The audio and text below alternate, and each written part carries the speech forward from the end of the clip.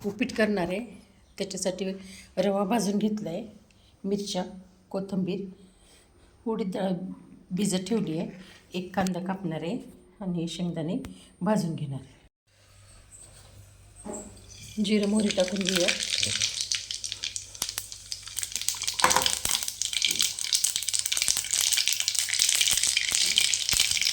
आता मिरच्या,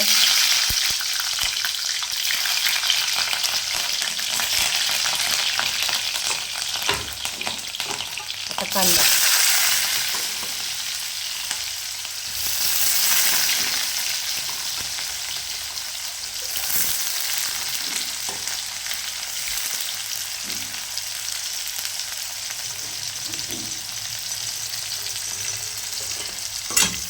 आता तेलात चांगलं परतून घेऊ.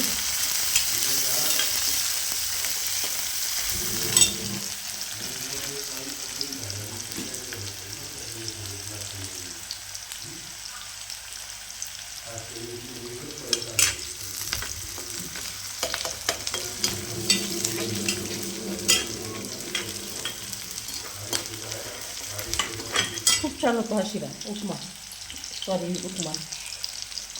आणि याच्यात ही उडदाची डाळ धुतलेली टाकून द्यायची.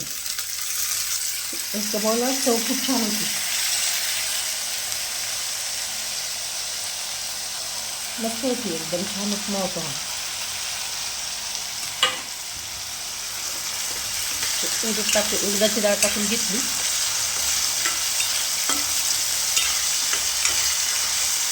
त्याच्यामध्येच मी हे शेंगदाणे टाकून घेणार आहे.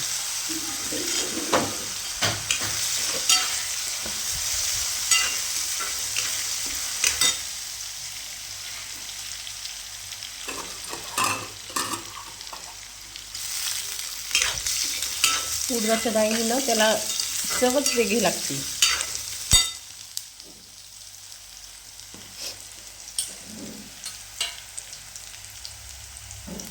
त्याच्यात हळद टाकून घेतली.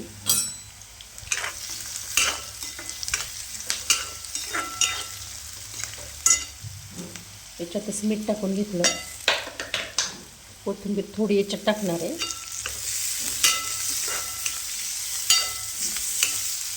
आणि थोडी वरून टाकणार आहे.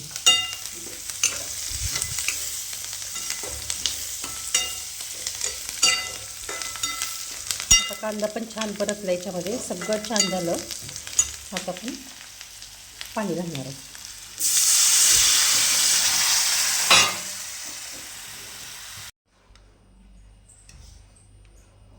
याच्यात एक चमचा तूप टाकणार आहे. ह्या तुपाने ना तो असा मोकळा छान होतो उपमा आपला, म्हणून मी असं तूप टाकून घेतलं याच्यामध्ये. आणि मी उकळी नाही येऊ देणार आहे, मी असंच टाकणार आहे. छान होतो असा पण उपमा. ते गरम पाणी झाल्यावर तर एक वेळ गाठी वगैरे होतात, अशा गाठी वगैरे होत नाही अजिबात. त्याला छान शिजू द्यायचा. आपलं उपीट उपमा छान होतं. एक चमचा तूप टाकायचंच उपीट करताना कधी पण.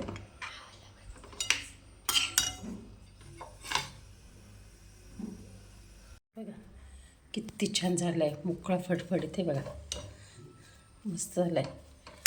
आता आपण ही कोथिंबीर टाकून घेणार आहोत.